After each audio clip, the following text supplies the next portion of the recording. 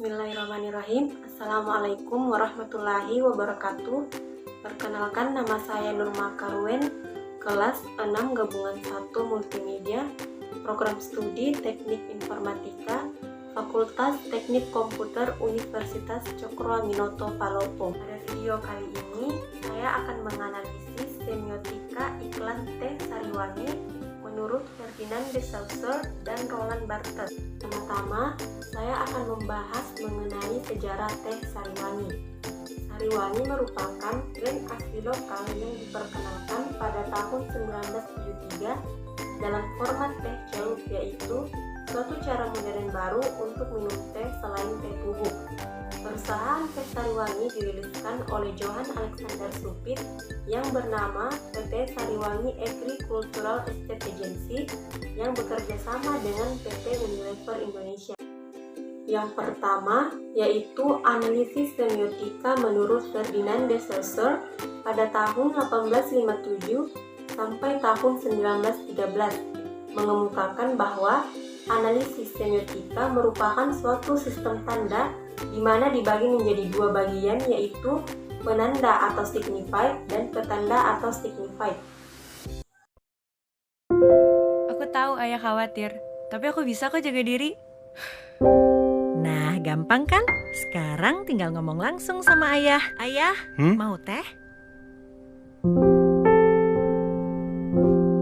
Ya, aku boleh nggak pergi nonton konser sama Gak boleh.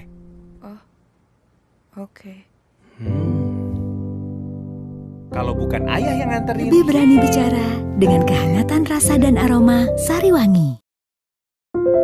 Aku tahu ayah khawatir, tapi aku bisa kok jaga diri. Nah, gampang kan? Sekarang tinggal ngomong langsung sama ayah.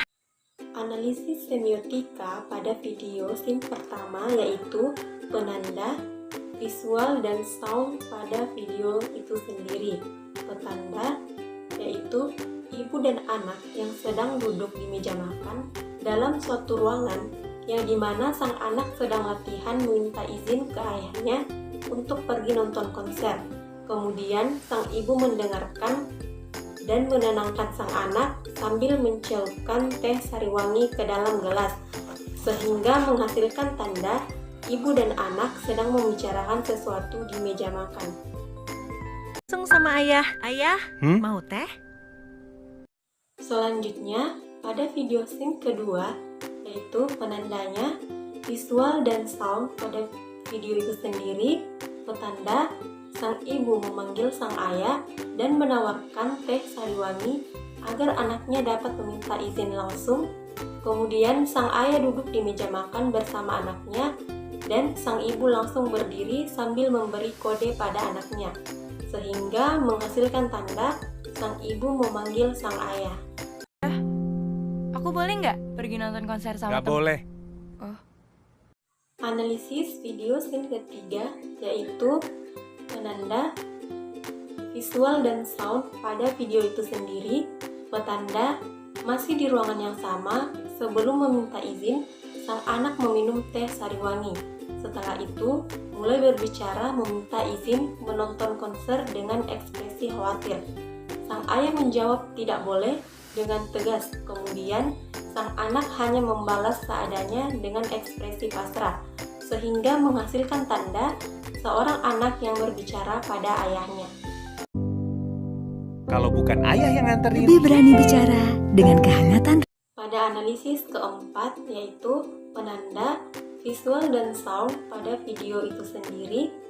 Petanda, sang ayah meminum teh Sariwangi dengan ekspresi menenangkan dan tersenyum, kemudian melanjutkan ucapannya yaitu membolehkan anaknya untuk nonton konser asal ayahnya yang antarkan. Karena sangat senang, sang anak langsung memeluk sang ayah dengan ekspresi yang bahagia, dan sang ibu yang berdiri sambil memegang gelas teh Sariwangi ikut senang. Rasa dan aroma Sariwangi. Selanjutnya, pada analisis video terakhir yaitu penanda, visual dan sound pada video itu sendiri.